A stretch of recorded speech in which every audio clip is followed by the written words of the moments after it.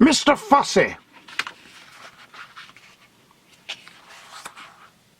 Mr. Fussy was fussy about everything. Absolutely everything had to be neat and tidy and in its proper place. Mr. Fussy spent all day and every day rearranging his furniture and making sure the flowers grew in a straight line in his garden and trying to find specks of dust where there couldn't possibly be specks of dust because he spent all his time making sure there weren't any specks of dust. One fine morning, Mr. Fussy was having breakfast. He was very fussy about what he ate. He opened the marmalade pot. "Ugh!" he exclaimed, "it's got bits in it!" And he spent the rest of the morning separating the bits from the marmalade, or if you prefer, the marmalade from the bits. Fussy old fusspot, people used to call him. Then Mr. Fussy went out into his garden and spent the rest of the day straightening out all the blades of grass on his lawn. Fussy old fusspot. That evening, Mr. Fussy was in his kitchen ironing his shoelaces when he heard a crash outside. "What's to do?" he murmured to himself, and hurried outside to investigate. There, with a broken gate in one hand, an old battered suitcase in the other, and a sheepish grin on his face, stood an untidy person, Mr. Clumsy. "Whoops," he said, holding up the garden gate. "It came off in my hand." "Who," spluttered Mr. Fussy, looking in horror at his garden gate, "are you?" "I'm Mr. Clumsy," replied the untidy person, grinning, and he stepped forward to shake Mr. Fussy's hand, but tripped over and fell on the lawn.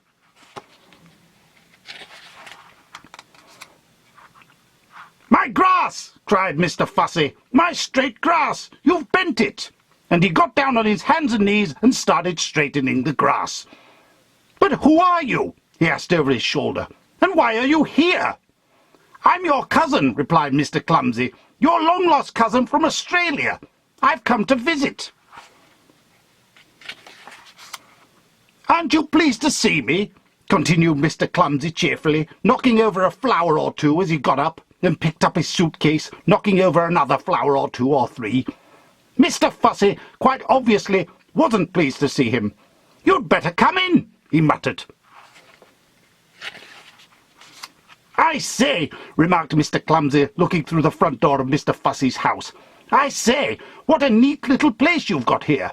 And he stepped inside and tripped over his shoelaces, he often does, and knocked over a chair and dropped his suitcase and fell in an untidy heap on the floor. "Whoops," he said. Mr. Fussy shut his eyes and heaved a sigh and groaned silently to himself.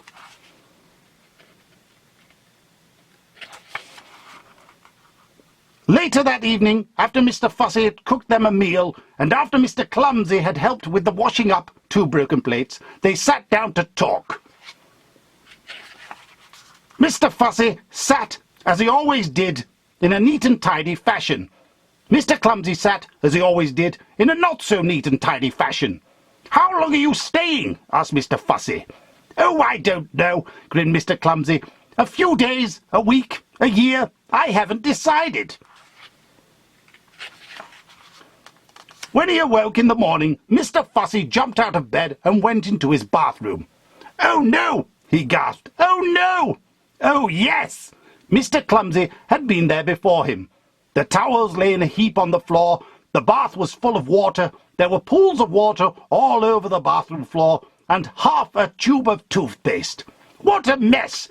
Mr. Fussy made it all neat and tidy as quickly as he could. Then Mr. Fussy hurried downstairs.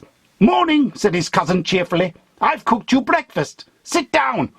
There was an awful mess everywhere.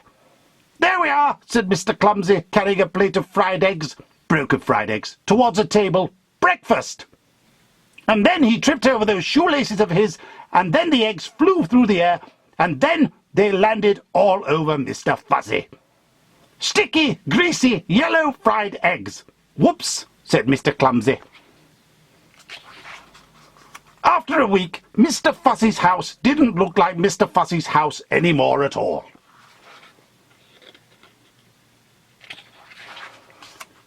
But after 2 weeks, Mr. Clumsy decided to move on.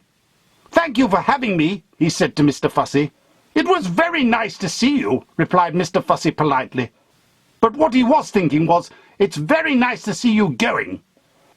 "Cheerio," said Mr. Clumsy, and off he went with his battered old suitcase. "Goodbye," called Mr. Fussy, really meaning good riddance. Then Mr. Fussy fussed around his house as he'd never fussed before.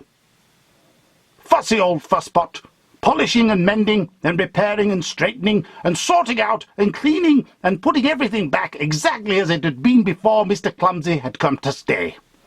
He even dusted the flowers in the garden. That evening, Mr. Fussy was in his kitchen, polishing an egg, when he heard a crash outside. "Oh no," he groaned. "Not Mr. Clumsy back again. It can't be. It mustn't be. It isn't." And it wasn't. It was somebody else. Somebody who had just walked straight through Mr. Fussy's garden gate. Somebody who can't help having little accidents. Somebody you may have met before. "Hello," smiled Mr. Bump. "I've come to visit."